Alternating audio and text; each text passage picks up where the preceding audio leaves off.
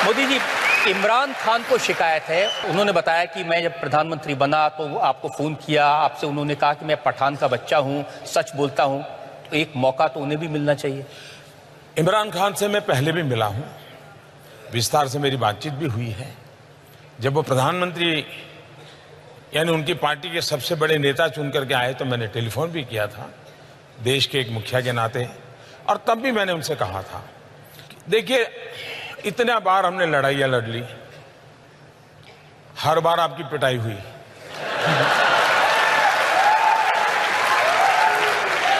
आतंकवाद करके भी कुछ पाया नहीं।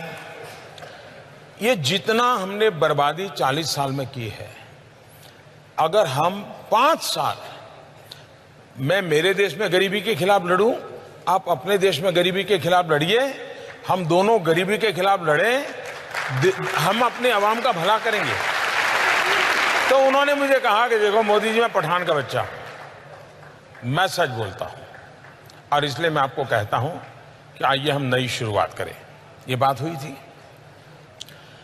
पाकिस्तान में समस्या ये मैं अनुभव से, मेरा अकेले का अनुभव नहीं है, दुनिया के देशों का अनुभव है। मैंने दुनिया के कई देश के महापुरुषों से बात की है, गल्फ कंट्रीज के, अरब राष्ट्रों के सभी नेताओं से मैंने बात की है, मैंने अमेरिका, चाइना, रशिया, उन सब से भी बात की है। एक बात ज्यादातर उभर करके आती है कि भाई आज़ाद करोगे तो किससे करोगे? आर्मी से करोगे, आईएसआई से करोगे, कि इलेक्टेड बॉडी से करोगे? बोले पता ही नहीं चलता वो देश कौन चलाता है। तो ये सबसे बड़ी समस्या है, पहले वो अपनी ये समस्या सुलझा दें। आपने समस्या सुलझा दी, घर में घुस के मारा। आखिरकार जब उनको हमने सबूत दिए, बार बार दिए, और जब घटना घटती है तो इतनी प्यार से, इतनी मीठी बात करते हैं जी, आप भी सोच लेंगे यार नहीं पाकिस्तान सुधर गया है। पुलवामा के बाद मैं उनकी बहुत मीठी मीठी बातें मानने को तैयार नहीं था। मैंने कहा भाई आपकी बहुत बातें सुन चुका हूं, आप करते ही नहीं कुछ।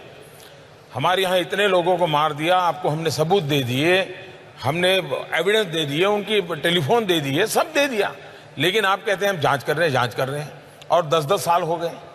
तो अगर ठीक है, अब हमारी सेना को जितना आता है वो करते रहेंगे। उनकी बात तो समझ आती, लेकिन हमारे यहाँ ममता दीदी हैं, बहन मायावती हैं, अखिलेश भाई हैं, राहुल भैया, जितने भाई बहन हैं आपके यहाँ पर, वो सब कह रहे थे सबूत दीजिए एयर स्ट्राइक का। देश के किसी भी नागरिक को सबूत मांगने का हक है। राजनीतिक दलों के नेताओं को भी सबूत मांगने का हक है, लेकिन सबूत मानना ही उनकी जिम्मेवारी भी है। इनका प्रॉब्लम है कि मांगते रहो लेकिन मानो कुछ नहीं। सबसे बड़ा सबूत पाकिस्तान खुद है जी। आप मुझे बताइए कि हमने तो कुछ डिक्लेयर नहीं किया था। हमारी जो स्ट्रेटेजी थी उसके हिसाब से तो सुबह हम मीटिंग करने वाले थे, मीटिंग करके कुछ योजना करने वाले थे, उस प्रकार से सारा प्लान किया हुआ था।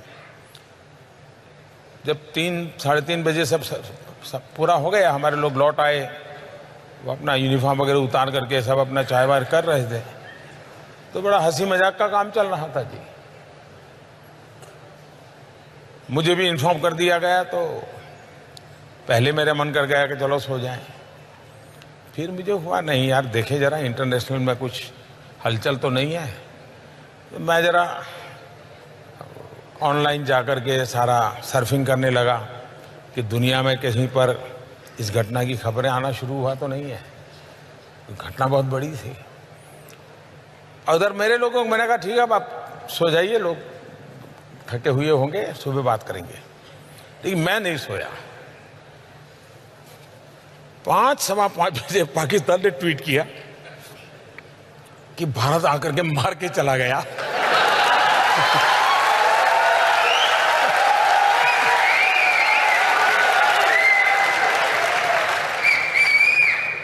तो मैं फिर समझ गया कि मामला वो सिंपैथी गेन करने के लिए कुछ कर रहे हैं। रोना शुरू कर दिया इन्होंने। तो मैंने फिर हमारे लोगों को इकट्ठा किया और मैंने कहा भाई तुरंत बैठना पड़ेगा। तो जब रात भर जगे थे लेकिन फिर भी इकट्ठे हुए फिर परिस्थिति का मूल्यांकन किया, फिर आगे की रणनीति हम बनाते रहे। ये सही है कि पाकिस्तान ने बालाकोट के उस इलाके में जंगलों में कुछ मिसाइल गिराए निशान बनाने के लिए, ताकि दुनिया को बता सकें कि भारत का निशाना चूका? ये इस विषय के जो जानकार लोग हैं इन्होंने खोज के निकाला है कि, और जिसकी चर्चा पिछले 2-3 दिन से ज्यादा हो रही है, इस सब्जेक्ट के एक्सपर्ट हैं, उन्होंने कहा भाई अब उनके लिए मुसीबत थी कि भारत ने आकर के यहाँ किया है तो ये सिद्ध हो जाता था कि यहाँ टेररिस्ट कैंप था, क्योंकि इतने बड़ी पहाड़ी में घने जंगल में एक अकेली इकलौती बिल्डिंग और जिसमें भी 600 लोगों की रेसिडेंशियल एकोमोडेशन, तो हर किसी को सवाल उठता है कि क्या था। इसलिए इनके लिए इसको छुपाने के लिए कोई न कोई रास्ते ढूंढने ही पड़ेंगे। पाकिस्तान के लिए दोनों तरफ से मौत है। ये भी कहे कि यहां कोई आया था, बम गिरा था, तो भी फंस रहे हैं। और वो इतने डर गए थे जी, वो गलतियां पर गलतियां चले। विमान उनका गिरा, उन्होंने कह दिया हिंदुस्तान का गिरा। पायलट उनका मरा, उन्होंने कह दिया हिंदुस्तान का मरा। यानी वो बिल्कुल ही बैलेंस खो चुके थे। और बैलेंस खोने का कारण था कि इतनी बड़ी घटना उनके लिए असंभव थी जी, और अभी भी उस सदमे में से बाहर नहीं आए। ये तो भारत में अगर चुनाव ना होते ना, अगर चुनाव ना होते और ये तू मैं ना होती और सामान्य दिवसों में घटना हुई होती, तो विश्व की जो महत्वपूर्ण मिलिट्री ऑपरेशंस हुए हैं इसकी उसमें गिनती होती जी।